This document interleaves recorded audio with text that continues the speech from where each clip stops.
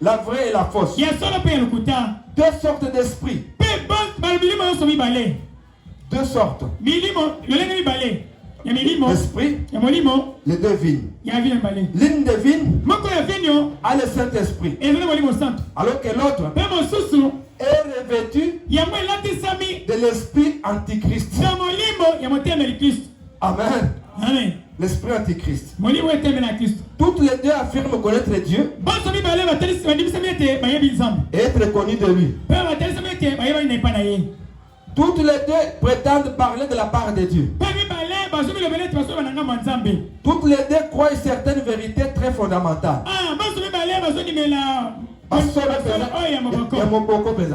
Ils parlent aussi des vraies choses.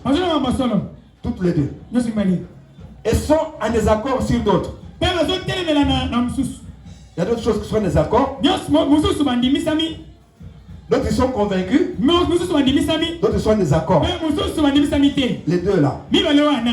Mais comme toutes les deux portent le nom du Seigneur, en s'appelant chrétien, et se réclament par ce nom d'un lien avec lui. Dieu les tiendra toutes les deux pour responsables envers lui. Et par conséquent, il s'adresse aux deux. Il parle aux deux. Donc quand on a écrit dans Apocalypse chapitre 2, chapitre 3, à ces églises-là, on parle à la fois à toutes les deux. Les bons et les mauvais. Les bonnes personnes et les mauvaises se disent tous que nous sommes de Jésus. Mais Jésus leur parle. Alors, nous avons ensuite appris que les deux vignes allaient pousser côte à côte.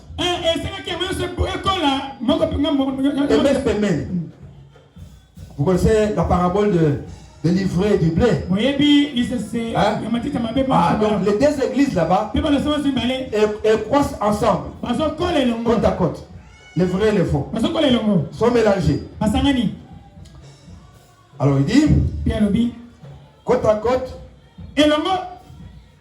jusqu'à la fin des âges, où elles arriveraient toutes les deux à maturité et seraient toutes les deux récoltées. La fausse vigne ne parviendra pas à vaincre et à détruire la vraie vie. Amen. Parce que ce sont les enfants de Dieu. Ils ne vont pas les détruire. Donc la fausse vigne ne peut pas détruire les vrais enfants de Dieu. Ils ne peuvent pas être les enfants de Dieu. Mais la vraie aussi, qu'est-ce qu'on dit? Mais la vraie vigne n'arrivera pas non plus à amener la fausse vigne à une relation salvatrice avec Jésus-Christ. Une relation avec Christ.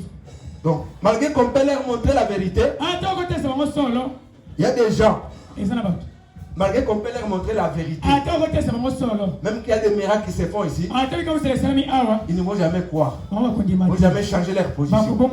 Ils vont rester avec leur position. Mais quand même, ils iront à l'église. Ils iront prier, ils chanteront, donner les offrandes, et ils feront beaucoup d'histoires. Mais ils n'ont pas été saisis. Est-ce que vous comprenez? Les hommes Paul.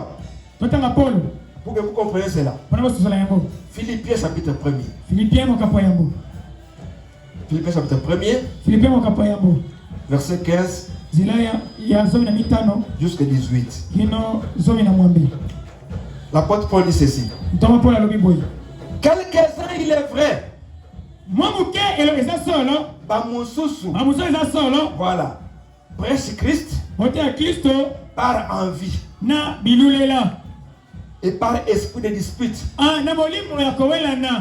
Mais d'autres les prêchent avec les dispositions bienveillantes.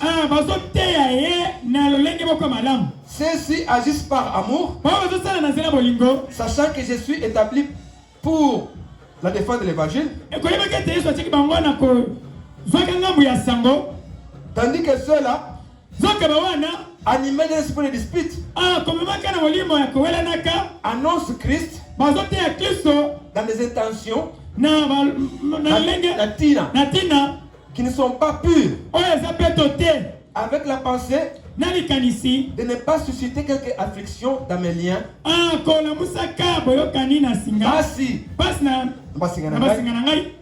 Écoutez 18, qu'importe. De toute manière, que ce soit pour l'apparence, que ce soit sincèrement, Christ n'est pas moins annoncé. Je m'en réjouis. Je m'en réjouis encore.